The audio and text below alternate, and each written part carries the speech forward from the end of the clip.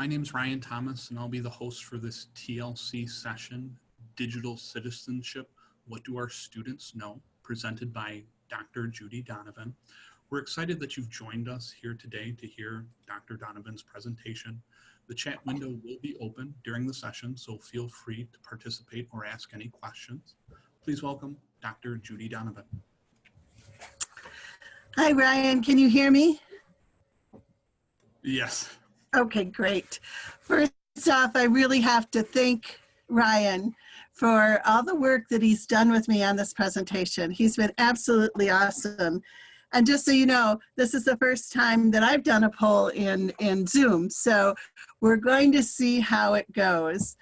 The outline of this session that we're going to be doing, we're going to take a poll, just kind of so you can self-test your awareness of digital citizenship issues. I'm going to report on the research, which was really focused on K-12 schools, but then I draw some implications. Since K-12 school students come to college, what does this mean for us? What are they coming into college knowing? And then we'll look at resources for anybody who wants to learn more about digital citizenship issues or has resources to share.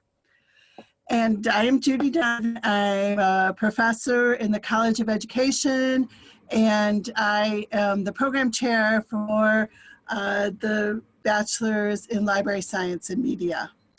So let's give this poll a try.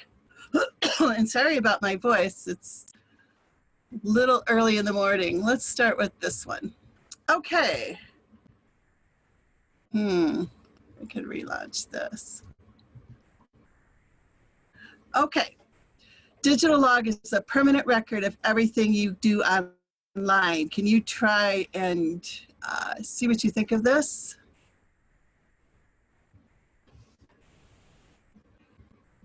Okay.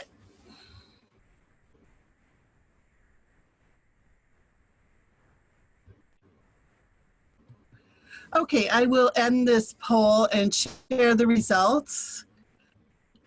That was a little bit of a tricky question. As far as I know, there's nothing called a digital log. What that really gets at is your digital footprint, okay? So good start, one for me. Okay, let's take a look at another one. An upstander is someone who takes action to stop inappropriate online behaviors. Polling is closed. Looks like I have to relaunch the polling for each question. Okay. Can you see this question and vote on it? There we go. There we go.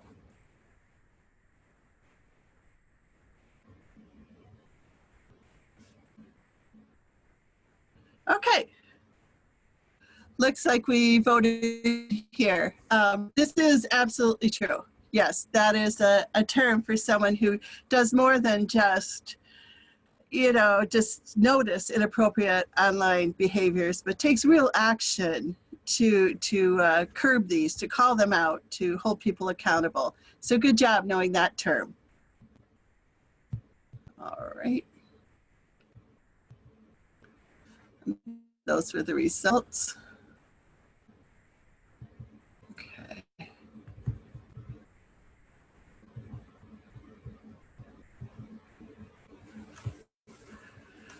Okay, identity theft is trying to trick someone into giving you money or personal information.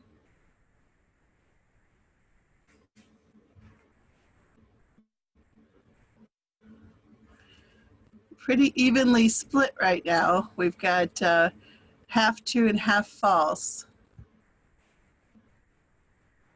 Okay, let's end this and take a look.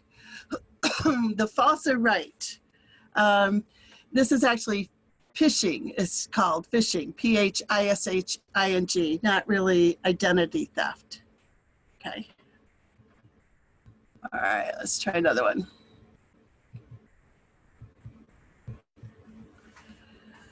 Spam includes a student emailing a friend. Junk. you consider that spam or no?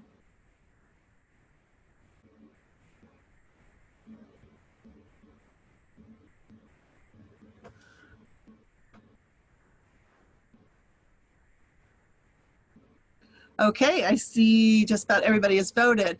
So by the definition of spam, the broadest definition, that would actually be true. That spam does include a student emailing junk to a friend. Doesn't have to be a mass email, which may be a misconception. Are those results shared? Yeah.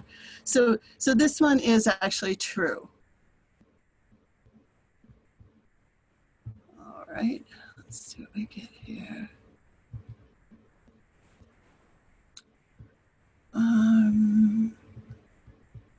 Okay. Okay, for this one. A troll is someone who seeks to sow dissension online. What do you think? Is that true? Yeah. Yeah. Okay, you overwhelmingly agreed, and you're absolutely right. That is the definition of a troll. Good job. Okay, a lot of steps to take to get to the next question, but let's, a couple more. It's illegal to post pictures online without permission from people in the pictures.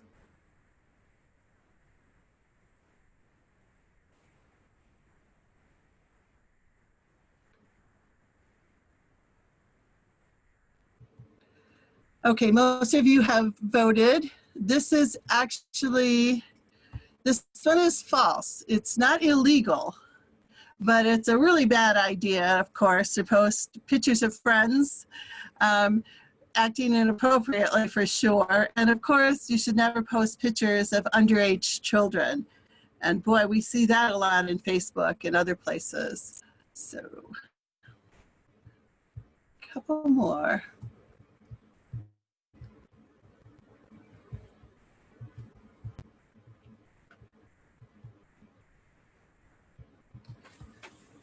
Okay, you should not post vacation or out of town pictures, posts until you are at home. Wow, you're doing a fabulous job with this one. Everybody's getting this right. So I'm going to end the poll so you can see what you stated, and you are absolutely right. The online content has, it's tagged with metadata that indicates where and when your posts were made. There's a really kind of fun website called iknowwhereyourcatlives.com, and it demonstrates how cat owners that post pictures of their pets give others the ability to see where they live using latitude and longitude coordinates in their metadata. So if you want to look at a website, iknowwhereyourcatlives.com. So good job with this one. Okay, let's see here. Okay, faculty frequently commit copyright violations in guidances, announcements, posts, and presentations.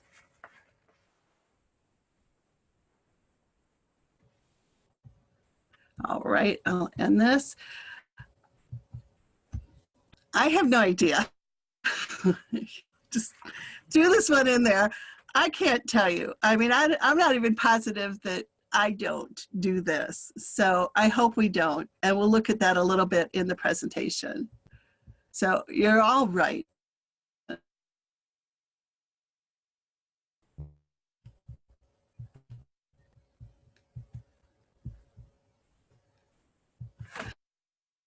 Okay. Oh, wait a sec here. Let me try to get to the right question. Here we go. It's okay to use the same password on multiple accounts if you change it frequently. So while you're answering this one, I just want to give you a little bit of information about passwords. The most commonly used passwords, password and password 1. 1, 2, 3, 4, 5 is the third. The most common way people choose their passwords is their pet's name or their birth date.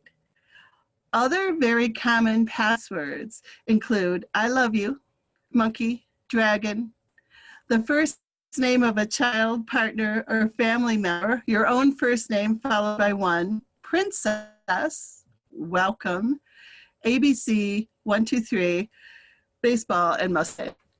So just so you know, these are the most commonly used. Sure, we all thought we were very original when we use some of these. So no, it's not okay to use the same password. You are supposed to use different passwords on different accounts, even if you change it frequently. So I think this is the last one, yes. Although this is not it. Here we go. Yes, last question. My social networking site settings are private, so it is safe to accept friend requests from strangers. Is this true or false? All right. You are absolutely right. And I am definitely guilty of this. I accept friend requests from strangers because I just think, oh, I probably know this person and I've forgotten. Okay, bad idea. So doing the research for this, I've learned some behaviors I need to change. Okay, so we're going to move into the presentation and we're going to report on the research that we've done. And let me pull that up for you.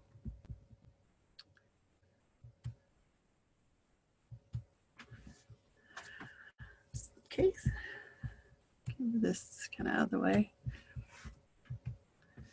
Here's the poll that you just took and you did great. And let's get started here. What is digital citizenship? Digital citizenship refers to using technology responsibly. It's a field of study that describes a set of behaviors that teaches technology users how to utilize technology in a safe and responsible manner. Oh, hang on. I moved the video thing and now I can't get to the audio. Let me try this up here. Okay, here we go. Mike Ribble is a well-known expert who has helped define the field of digital citizenship.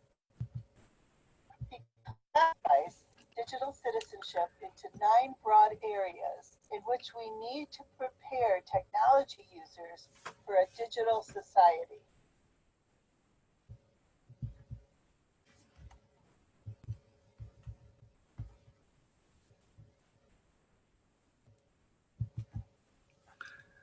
Our digital citizenship study began in 2010 when 2 educational technology professors and a library media specialist set out to document the state of digital citizenship in K-12 schools. We did this through a survey administered to library and media specialists and educational technology professionals. A link to the survey was emailed to the presidents of the 50 state educational technology and school library media associations. We asked them to forward the link and the survey information to their membership. The survey was re-administered in 2016 to update the state of digital citizenship in schools and to ascertain progress and changes. Almost all of the respondents to both surveys were school library media specialists. A total of 500 responded in 2010, and about half that number in 2016.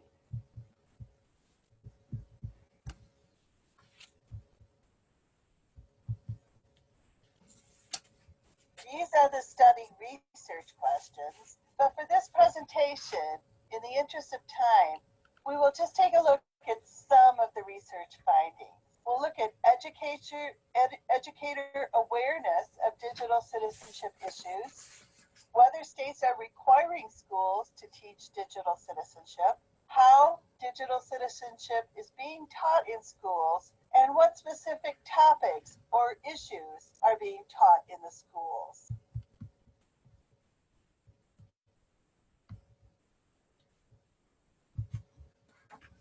So the first thing we wanted to know was the level of teacher and administrator awareness of these issues. In terms of teachers, survey respondents report about half the teachers in their school or district are mostly or very aware of digital citizenship issues, and half say some or only a few teachers are aware of these issues. In terms of administrators, 80% of respondents report most of their administrators are aware or very aware of digital citizenship issues, and these percentages have increased since the first survey in 2010. So overall, administrator awareness has increased more than teacher awareness, which has stayed about the same.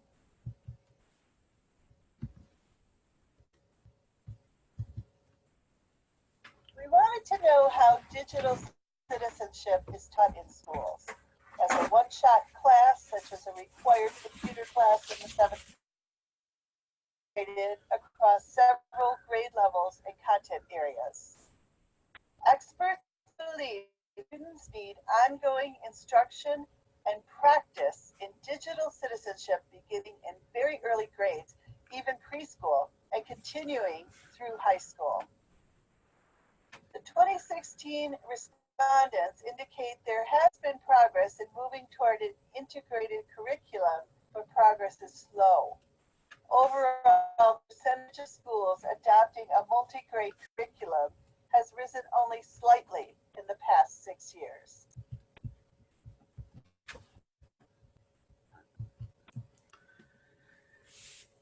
We asked respondents who reported that their schools or districts teach digital citizenship to identify what topics are taught.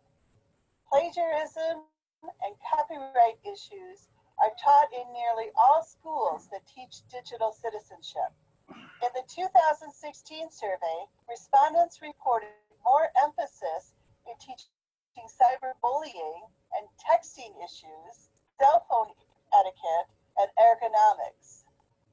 Respondents who report their schools teach cell phone etiquette increased from 35% in 2010 to 86% in 2016. Teaching about ergonomics increased by 44%. Teaching social networking skills rose by 52%. And teaching texting, IM, and email issues rose 43%. These changes to reflect the introduction of new technologies into schools, including mobile technologies. Widespread social media use by teens and younger students has also led to concerns around social networking and texting behavior, and may account for increased teaching in these areas. We asked if digital citizenship topics are included in the respondents' state standards. We found only about a third of states mandate teaching these topics in schools. Many states lack any kind of state effort addressing digital citizenship. Respondents report that this matters because unless digital citizenship is required and part of state testing, initiatives to train teachers and teach students in this area will suffer. Some of the biggest gaps identified by the survey are teaching about internet safety issues such as cyberbullying and online safety. While these topics are often taught in schools, less than a quarter of the participants indicate them to be included in state standards.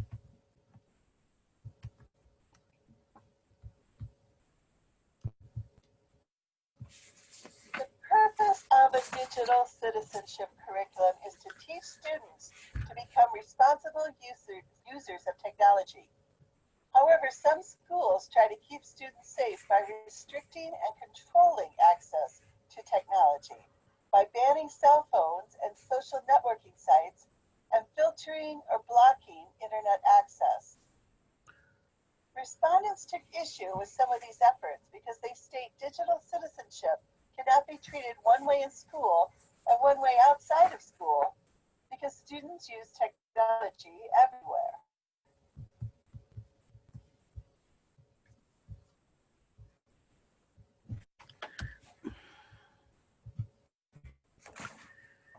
There is some confusion as to who owns digital citizenship issues.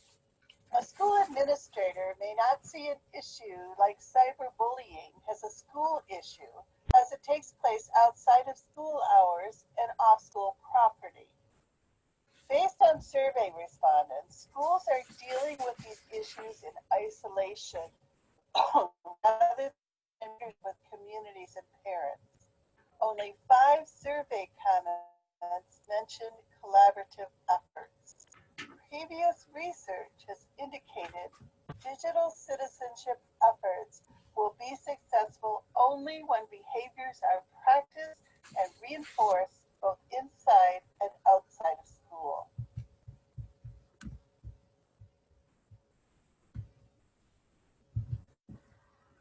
So how are schools doing overall in terms of teaching digital citizenship? On the 2016 survey, we wanted to know if students generally practice responsible use of technology. And overall, almost half of students, as shown in the chart, sometimes practice responsible use. 41% of respondents report students somewhat understand or do not understand issues related to technology, and say 31% of students practice responsible use of technology somewhat or not at all. While these percentages have improved from 2010, it is relevant to college educators. The respondents believe less than percent of K-12 students practice responsible use of technology.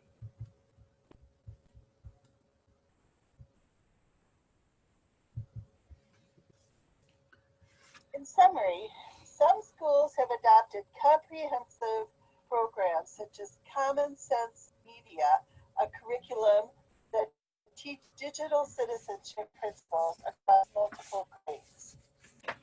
On the other hand, some educators do not see digital citizenship as an educational issue, but more of a societal concern.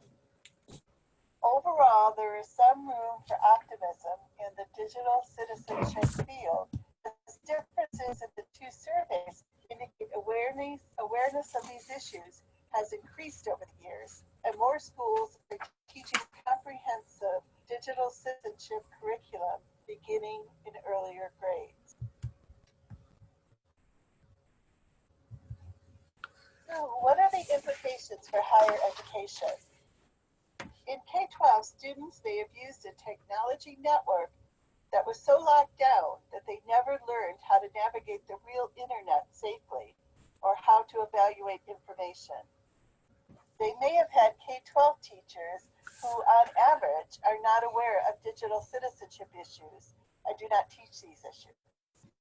They may have had administrators who were not aware of these issues or who may not think violations of digital citizenship such as social networking issues, are the responsibility of the school. 40% of K-12 students do not navigate the virtual world safely, effectively, and responsibly on a consistent basis.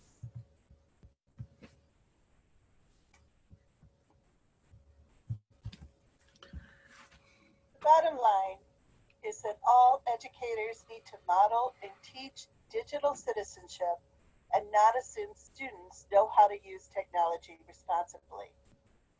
Some of the areas in which we can do this include etiquette, such as when students can use class-wide email, the use of salutations and signatures in emails, cell phone etiquette, such as when to call us and for what purposes, use of texting terms in communications. We need to be aware of copyright restrictions in our guidances, announcements, and classroom posts, like, for example, posting an article in the classroom. As you know, we as a for-profit, we don't have the leeway of nonprofit educational institutions. We have to model social networking savvy, including safe online communication and protection against identity theft. One of my students recently is being stalked, and she needed to keep a low online profile. We should encourage students to set up a new separate email account for the technology tools we want them to use. And if we use social networking tools with students, let them use an alias. We need to pay attention to netiquette and watch for inappropriate communication in class. Look for bullying and disrespect. There are a lot of things we can do to help our students become responsible users of technology.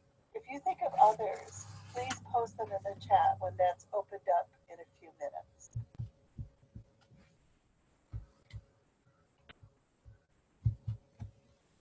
There are a lot of resources for us and for our students to learn more about digital citizenship. The Center for Identity at the University of Texas at Austin is a great place to learn about privacy settings for all kinds of tech tools. Ashford also offers us a lot of resources. One is the Gen 103 class that teaches information literacy.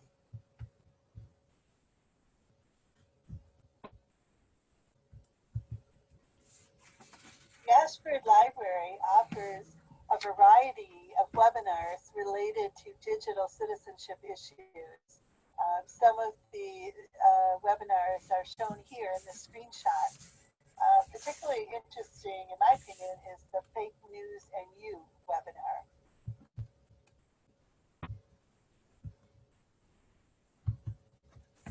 You may have been getting emails about Ashford's Cyber Aware campaign. We've been getting a series of emails about cybersecurity. I think we received the 5th email in the series just last week. These are wonderful, and it's worthwhile taking time to examine them.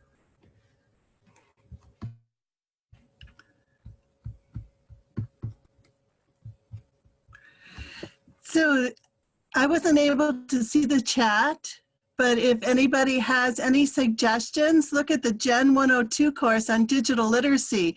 Thank you. That sounds wonderful. Please share them in the chat. We only have a couple of minutes, but I'd really love to hear all of your ideas regarding this whole digital citizenship area.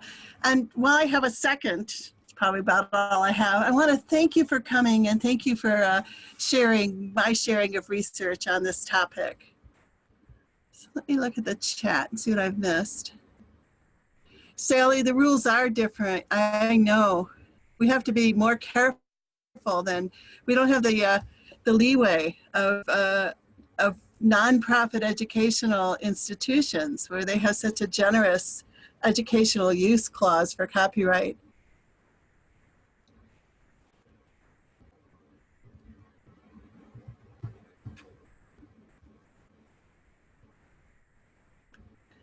Thank you, Jackie.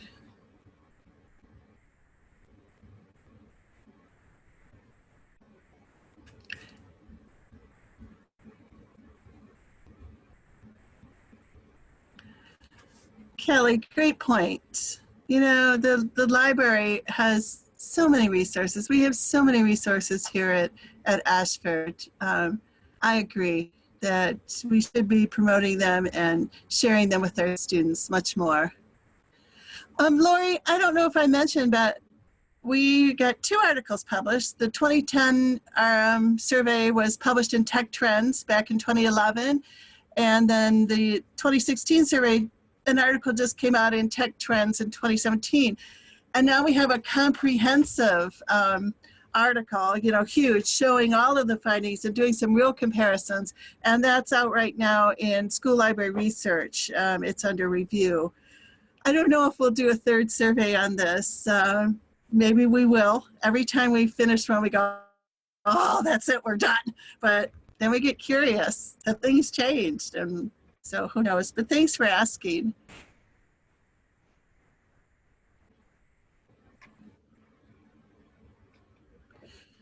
Kelly, it's so important that teachers don't model the wrong thing. And the school library media specialists who responded to our survey really think that that is happening. They think that because there aren't funds for professional development for teachers in this area, that many teachers just don't know some of the things that they should, and so model the wrong message.